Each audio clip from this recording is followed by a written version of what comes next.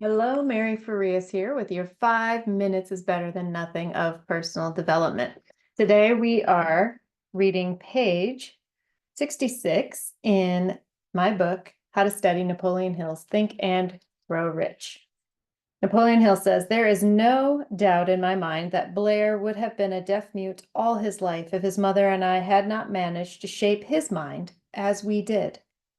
The doctor who attended at his birth told us, confidentially, the child might never hear or speak. A few weeks ago, Dr. Irving Voorhees, a noted specialist on such cases, examined Blair very thoroughly. He was astounded when he learned how well my son now hears and speaks, and said his examination indicated that theoretically the boy should not be able to hear at all, but the lad does hear, despite the fact that X-ray pictures show there is no opening in the skull whatsoever from where his ears should be to the brain.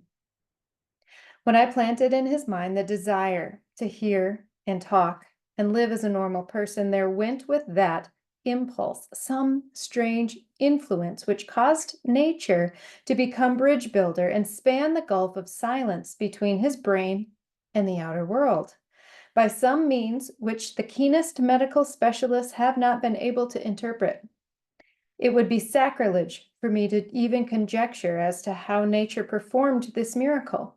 It would be unforgivable if I neglected to tell the world as much as I know of the humble part I assumed in the strange experience. It is my duty and a privilege to say I believe, and not without reason, that nothing is impossible to the person who backs desire with enduring faith. Verily, a burning desire has devious ways of transmuting itself into its physical equivalent. Blair desired normal hearing, and now he has it. He was born with a handicap which might easily have sent one with a less defined desire to the street with a bundle of pencils and a tin cup. That handicap now promises to serve as the medium by which he will render useful service to many millions of hard of hearing, to give him useful employment at adequate financial compensation for the remainder of his life. This is a remarkable story that Napoleon Hill tells of his son.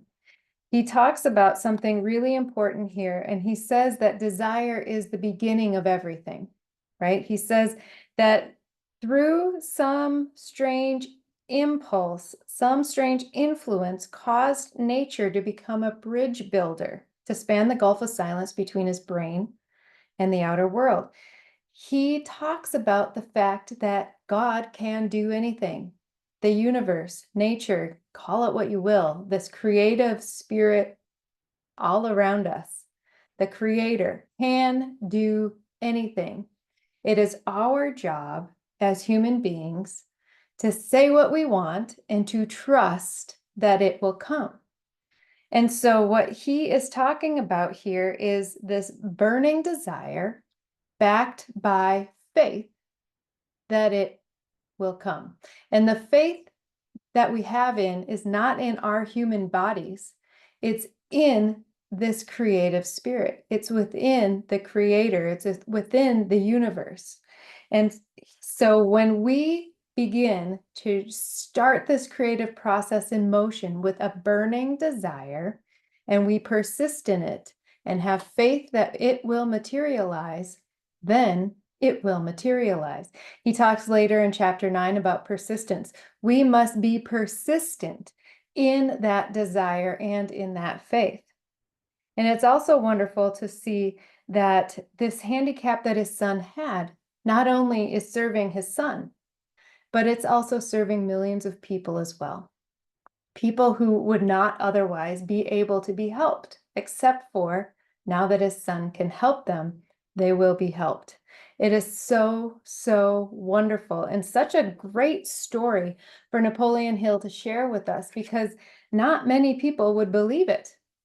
But he says at the beginning of this book that he couldn't lie about this because his son is his son, and people know Napoleon who are reading this book. So it's really important for us to understand that these miracles do happen, and Napoleon Hill is outlining exactly how to do it.